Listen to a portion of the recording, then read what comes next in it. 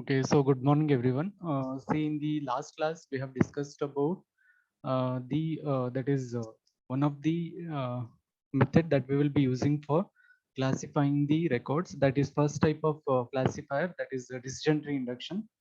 Okay, so now we shall study about the rule-based classifier. Okay, so already I explained some of the concepts in the last class, but again I will repeat this since many people were absent for the last class. Okay, so see here in case of decision tree induction algorithm, we will be classifying the records by constructing the decision tree. So first, in the first step, we'll construct a decision tree, and later using that decision tree, we will be classifying the records here.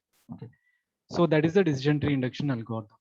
But in case of rule-based classifier, say for classifying the training records or the test records here, we will be using if-then rules here. So this is a classification technique that is based on the if-then rules. So using these if-then rules, we will be able to classify the given records. So a rule-based classifier is a technique used for classifying the records using a collection of if-then rules. We will not use any kind of a tree here. We will not build any kind of a tree. Instead of that, we'll be having a set of rules here. Those rules will be expressed in the form of if then. Using those rules, we will be able to classify the records here. Okay. So now coming to one of the example that we have even that is classified using a decision tree induction algorithm also. See, that is vertebrate classification problem. See, again, if we consider the same vertebrate classification problem, see, for that, let us define some of the rules here using which we will be able to classify the records. Okay, so here we have shown one of the example. Using this example model, we will be generating a rule-based classifier here for vertebrate classification problem. So these are the rules which we will be using for vertebrate classification problem. So as you know, totally we have got five classes or species in vertebrates. So one is birds, fishes, and then mammals, reptiles, and amphibians. These are the five different that is classes of species in case of vertebrates. So we have defined the rules for them. So see here, R1 is the rule that says that if gives birth is equal to no, and if it is an aerial creature, that is if aerial creature is equal to yes, then it will be classified as birds. And then second rule R2 states that if gives birth is equal to no and aquatic creature is equal to yes, then it will be classified as fishes.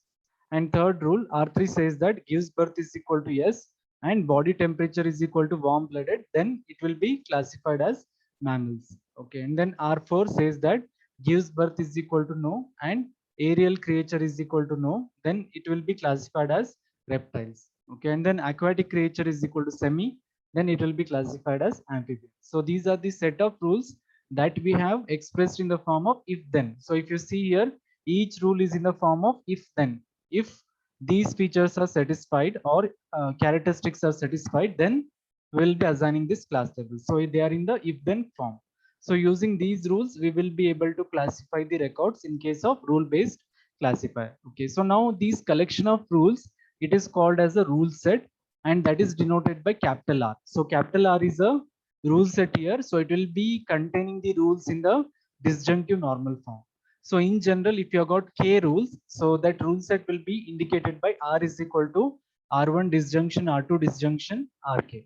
So this is for K rules. So here in this given example, that is vertebrate classification problem. So totally we have got five rules here. So the rule set will be R1 disjunction, R2 disjunction, R3 disjunction, R4 disjunction, R5. Okay.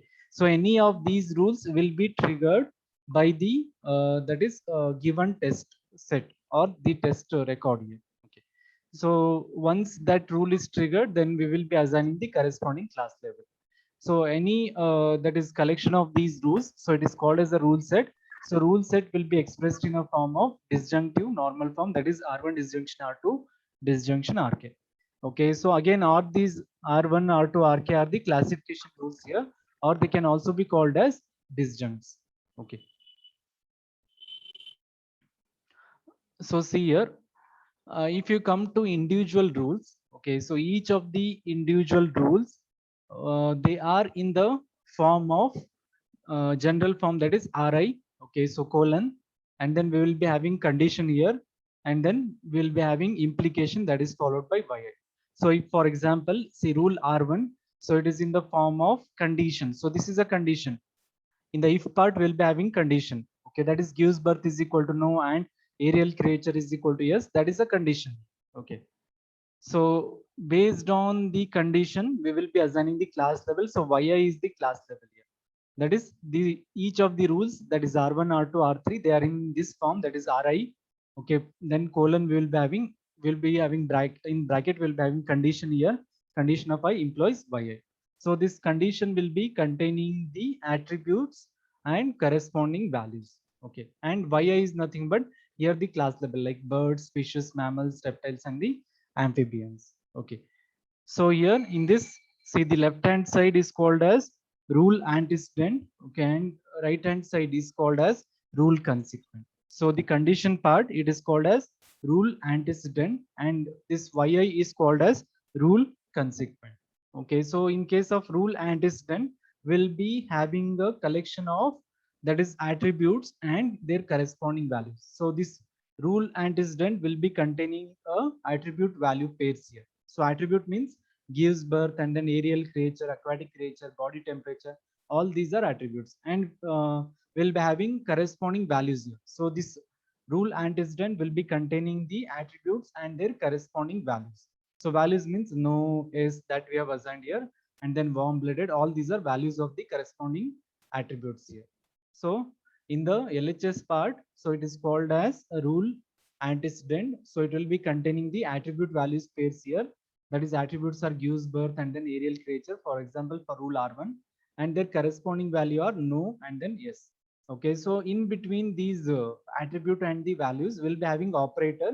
So this operator will be relational operator here, either less than or equal to, greater than or equal to, or equal and not equal. See, these are the different operators which we can use in case of, that is attribute value pairs here. Okay, so each of the rule, so it will be containing the attribute value pairs here. So if you look at the LHS part, that is the condition part, rule antecedent, it is called as rule antecedent. It will be containing a collection of attribute value pairs in the form of A1 operator V1, A1, A2 operator V2, and so on, AK operator VK. So this A1, A2, AK are the attributes here. And then operator, as I said, it can be a relational or logical operator, that is equal, not equal, less than, greater than, less than or equal to, or greater than or equal to. Okay. And then V1, V2, V3 are V3, and then VK. These are the values of the attributes here. Okay. So this is the LHS part, that is called as rule antecedent or precondition. And the RHS part, so here this YI is called as rule consequent, that will be containing a class level here. Okay. So now suppose if you got a record here, in general, let us consider the record as X here. If this record X, if it matches the precondition of the rule R, then we are going to say that this rule R is covering a record X.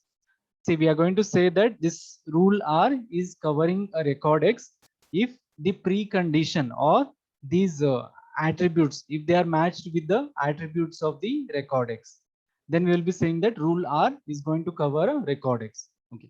Or else we can also say that, see, R is also said to be triggered here, or it is fired by the given record. Okay, so I'll give you examples. So see here. So if you look here, we have got test records here for the two that is vertebrates here. One is hog and second one is grizzly bear. Okay. So for the hog, if you see here, the rule R1 is triggered by this that is first record, because the reason is, if you look at the rule R1, that is gives birth is equal to no and aerial creature is equal to yes. See, these two attributes are matched here. Gives birth is equal to no. If you see here, gives birth is equal to no and aerial creature is equal to yes. Okay.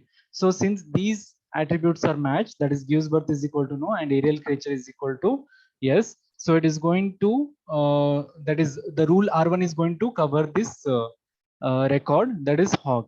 Okay. Or we can also say that rule R1 is triggered by this record, first record. Okay. So the rule is said to be triggered whenever the given test records attributes are matched with the rules precondition. If you're having a test record, if its attributes are going to match with these attributes or the precondition which are present in the rule, then we are going to say that the corresponding rule is triggered. Okay, so see here, see this first vertebrate, see it is going to be triggered by R1 because its attributes, that is gives birth is equal to no and aerial creature is equal to yes. So it is going to match with the rule R1. But this, if you consider the second record, okay, that is Grizzly Bear, so it is not going to trigger the rule R1 because if you see here, gives birth is equal to yes is present here and aerial creature is equal to no. See these values here, gives birth is equal to no and aerial creature is equal to yes, it is present in R1. But here it is gives birth is equal to yes and aerial creature is no. Since these values are not going to match, so it is not going to trigger the rule R1. See, the rule will be triggered only if the attributes which are present in the vertebrates, if they match with the rules precondition. If they are correspondingly same, if the values are same, then only we are going to say that the rule is triggered by the record. Okay, or we can also say that rule R1 is going to cover this record. Okay, so this is about the covering of a record or triggering of a rule. Okay. So now see here, we want to measure the quality of these classification rules, which we have expressed here. So for measuring the quality of the classification rules, we have got two measures here. So one is coverage and second one is accuracy. Okay.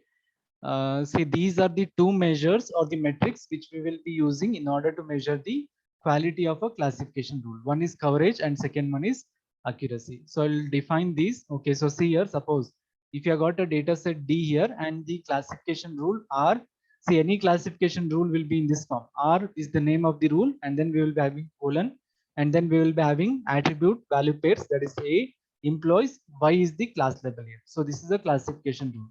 Then the coverage of this rule is nothing but see how many of the fraction of records in this data set D, they are triggered by this rule. How many percentage of records, okay, that is triggered by this rule, that is going to define the coverage of this rule. How many records, okay, that is out of available record, how many records or how many percentage of records they are triggered by this rule, that is called as coverage of this rule. Okay, and in the same way, accuracy is nothing but it is the fraction or percentage of records that are triggered by this rule. But one more thing is, see, the class label must also be equal to that is by.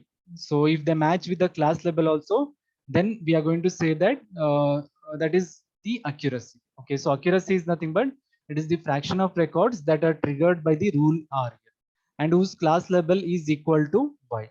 Okay, so coverage is the fraction of records in D that is triggered by the rule R. That is how many percentage of records are triggered by this rule, that is called as a coverage. Okay, accuracy is it is the fraction of records that is triggered by the rule R. Along with that, see, its class label must also be equal to Y. That records class label, it must also be equal to Y. That is called as accuracy. So the formulas for calculating coverage and accuracy are coverage of R is, say, mod of A is nothing but it is the number of records that are going to match with the that is a precondition of the rule. Okay, that is the mod A, that is the number of records that are going to match with the precondition of the record. And then mod D is nothing but total number of records, okay, that is present in the data set. And then mod of A intersection Y is nothing but it is the number of records that are going to satisfy both the rule, that is the precondition of the rule, and also the class level Y, that is mod of A intersection Y. And mod of A, as I said, say it is nothing but the total number of records that are going to match with the rule, the antecedent. Okay, that is mod of A. So these are the formulas that we will be using in order to calculate the coverage and the accuracy. So coverage is mod of A by mod of D, and accuracy is mod of A intersection Y by mod of A. Okay. So now coming to how this rule based classifier is going to work. See, as I said, we'll be having a collection of rules in a rule based classifier. These are the collection of rules, that is R1, R2, R3, R4, R5. These are the rules which we have defined for the vertebrate classification problem. Then how this rule based classifier is going to work. So we'll be having a test records here. Okay, so you see here, we have got three records. We are given with the three records here, lemur, and that is one of the vertebrate, and then turtle we have got, and then dogfish shark. Okay. So normally in case of rule based classifier, we'll be comparing the attributes of the test record with the precondition of the rules. So we need to compare the values of these attributes with the precondition of the rule. Okay, so precondition again, it contains the attributes only, attribute value pairs here. So we need to match the attributes of these given test records with the precondition here. So if you look at the first vertebrate, that is lemur. So this lemur body temperature is, it is warm blooded, okay, and gives birth is equal to yes. Okay, so see here, body temperature warm blooded, okay, and then gives birth is equal to yes. So it is going to trigger the rule R3, okay, because it's that is attributes like body temperature is equal to warm blooded and gives birth is equal to yes. They are going to match with the precondition of R3. So the class level that we will be assigning to this record, that is lemur, is mammals, okay, because these attributes are matched with this record. Okay, now coming to the second vertebrate, that is turtle. Okay, so this turtle, say it is going to trigger both these rules, that is R4 and R5, because if you see here, gives birth is equal to no, okay, and then aerial creature is equal to no, so R4 is triggered here. These gives birth is equal to no and aerial creature is equal to no, those attributes, they are going to match with the precondition of R4, so R4 is triggered. Okay, apart from that, if you see here, aquatic creature is equal to semi, so that is also matching here, so R5 is also triggered. So two rules are triggered for the that is vertebrate turtle. So R4 and R5 both are triggered. Now we are in the confusion, we are unable to decide whether we need to assign reptiles as the class level for this second that is vertebrate, or we need to assign the amphibians. So we are in a confusion. Okay, this is one of the, that is problem that will be created whenever we leave some of the characteristics of the rules here. I will explain what are those characteristics later. So first you try to understand what are the problems that will be created here. So this second vertebrate, it is triggering both the rules R4 and R5. Since both the rules are triggered here, so we are unable to decide which class level to assign to this second vertebrate. And in the same way, if we come to the third one, okay, dog, fish, shark. So this dogfish shark, so if you look at the that is features here or the characteristics, that is body temperature, cold blooded, is it present anywhere? No, it is not present. Okay, and then gives birth is equal to yes. So gives birth is equal to yes is there, but body temperature is warm blooded, so it is not going to match here with R3 also. And then aquatic creature is equal to yes. So aquatic creature is equal to yes is there, but gives birth must be no here, but here it is yes, so it will not match with R2 also. And then aerial creature is equal to no, so here it is s, so it will not match with R1 also. And then gives birth is equal to no here in R4, but here it is s, so again it will not match with the R4 also. And then aquatic creature is equal to semi, so here aquatic creature is s, so it will not match with R5 also. So none of the rules are triggered for the third record. So in this case, again we are unable to decide which is the class level we need to assign for this third record. So these are the problems that we will be facing whenever we define a that is rule set, leaving some of the characteristics of a rule set here. So I'll explain what are those characteristics that are needed for solving these problems. So see here, I'll repeat. See the second vertebrate, say it is triggering both the rules, that is R4 and R5, because its features or the attributes are matching with both the rules precondition, that is R4 and R5. Okay, so we are unable to decide what is the class level we need to assign for these this second record. Okay, so in the same way, see for the dogfish shark, see again this third record, it is not going to trigger any of these rules. Since it is not triggering any of the rules, again we are unable to assign any of the class level to the third record. Okay, so in order to solve these problems, we need to define two that is important characteristics of a rule set here. So one is the mutually exclusive rules, and second one is exhaustive rules. Okay, so mutually exclusive rule means that if you have got any rule set R, see that is called as a mutually exclusive. Okay, so if no two rules in R are triggered by the same record, that is, it means that the same record must not trigger two or more rules at the same time. So if you if two or more rules are triggered by the same record, then we will not be able to assign the class label to the records. So we must define the rule set in such a way that no two rules are triggered by the same record. That is called as a mutually exclusive rule set. So a rule set R, it is said to be mutually exclusive if no two rules in R are triggered by the same record. So same record must not trigger two or more rules at the same time. Just we have seen in this example, see this second record, it is triggering both R4 and R5. So we are at the ambiguity or dilemma. We are unable to assign the class level. So we must, in order to solve this problem, we must define the rules such that the same rule, same record will not trigger two or more rules at the same time. So that is called as mutually exclusive. Okay, so in case of mutually exclusive, same record will not trigger two or more rules at the same time. Okay, it means that say every record will be covered by exactly one rule here, or at most one rule in the rule set. Okay, that is called as mutually exclusive rule. So in case of mutually exclusive rules, so every record, so it will be covered by exactly one rule in R. Okay. Next, second one, exhaustive rule. So exhaustive rule means that, say if you have got any rule here, so for each combination of the attribute values, so there will be at least one rule which will be present in the rule set. Okay, so for example, see here, say for this third record, we are unable to assign the class level because see some of the attributes are not matching with the precondition of the rules here. Okay, so we are unable to assign the class levels. So we need to have at least one rule which has been defined for every combination of the attribute values. If you have got at least one rule for every combination of attribute values, then the such rule set will be called as a exhaustive coverage or exhaustive rule set. Okay, so a rule set R, say it is said to be exhaustive coverage if there is a rule for each combination of attribute values. It means that every record is covered by at least one rule in the rule set. We must have at least one rule for every that is test record. Okay, so if you have got at least one rule, then easily we can assign a class level.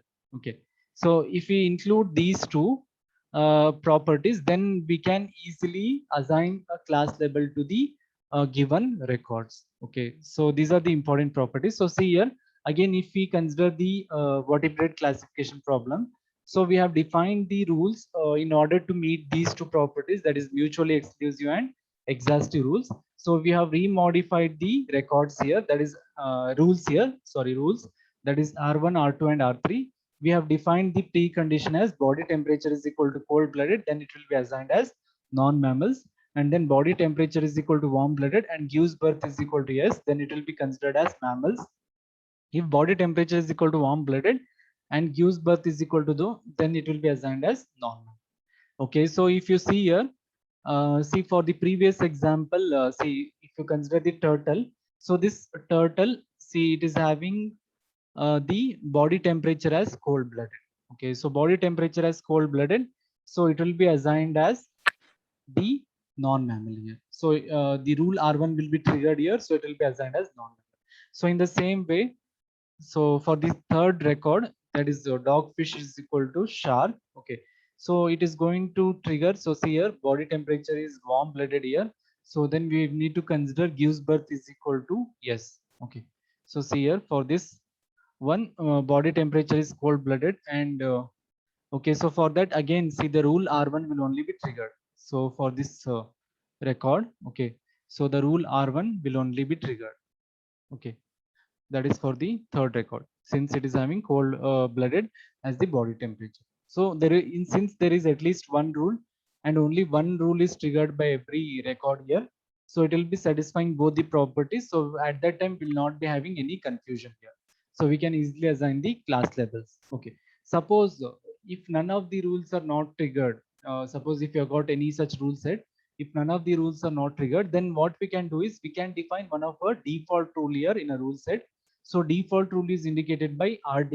Okay, and then it will not be having any attribute value pairs in the precondition. Empty precondition will be present, and then YD will be a default class level. Okay, so if you define a default rule, then none of the rules are not triggered by the record, then this default rule will be triggered because it will not be having any attributes here, so it will be triggered. then we can assign this default class label as the class label of that record. Like this also we can solve the that is assignment of class label problem. Okay. So if you don't have any of the rules that are triggered by the record, then what you can do is you can define a default rule. So default rule will be in this form, that is RD. Okay, then empty precondition, and then we will be having YD, that is a default class. So this default class will be assigned as a class label to that record. Okay. So now coming to suppose if you're not having a mutually exclusive property defined for the rule set. So obvious is that, so if you don't define the root class label as mutually exclusive rule set, then there is a probability that see several rules will be triggered by that record. So in order to solve that problem, again we have got two solutions here. So these solutions we will be using whenever two or more rules are triggered by the same record. If the same record triggers two or more rules at the same time, then such rule set will not be considered as mutually exclusive. Okay, so if you don't have mutually exclusive rule set, then if two or more records are triggered by the same record, okay, then what we can do is we can follow some of the solutions here in order to overcome the problem. Okay, that is whenever two or more rules are triggered, then obvious is that will not be able to decide which class label to assign for that record. So for in order to solve that, see we can have two kinds of rules here. So one is ordered rules and second one is unordered rules. Okay. So in case of ordered rules, see all the rules in the rule set, they will be ordered according to their priority. That is from starting from priority 1, 2, 3 like that. We'll be sorting the records, sorry, rules here. Okay, so since the rules are sorted in the priority, so suppose if two or more rules are triggered by the same record, then we will be considering the highest priority record for assigning the class level. Okay, so in case of ordered rules, say all the rules, they will be sorted according to their decreasing order of priority. Okay, decreasing order means, see at the first topmost, we'll be having the highest priority rule. Next at the second, we'll be having the next highest priority rule. Like that, we'll be sorting the rules here. So once we sort the rules, we will be using the rule, okay, that is the highest priority rule as the class level for assignment. Okay, so like this, we can solve the problem. Okay, so these ordered rules, okay, they are also called as decision list here. Okay, so whenever test record is going to be presented here, so that test record is going to be triggered by any of these rules, then we will be using the highest ranked rule in order to classify that record. So top priority rule will be used as a class level here for assignment. Okay, so this is the ordered rules. Now coming to unordered rules. So in case of unordered rules, we will not be having any priority for the rules here. Instead of that, see whenever a test record is going to trigger two or more rules at the same time. Okay, so at that time, we will be using the precondition as a vote here. So voting means it will be considered as a count. Each time we will be incrementing the count of that rule. So whenever a test record, it is going to trigger that rule, then we will be incrementing the counter here. It will be considered as a count. So later, see the that is rule which is having the highest votes. Okay, so that will be considered as a that is a triggered rule for the assigning the class level here. So in the unordered rules, we will not be having any priority of the rules here. So instead of that, we will be using triggering of the rule as a vote. It will be considered as a vote here because whenever the precondition is matched with the attributes of the rules, okay, so then it will be considered as one vote.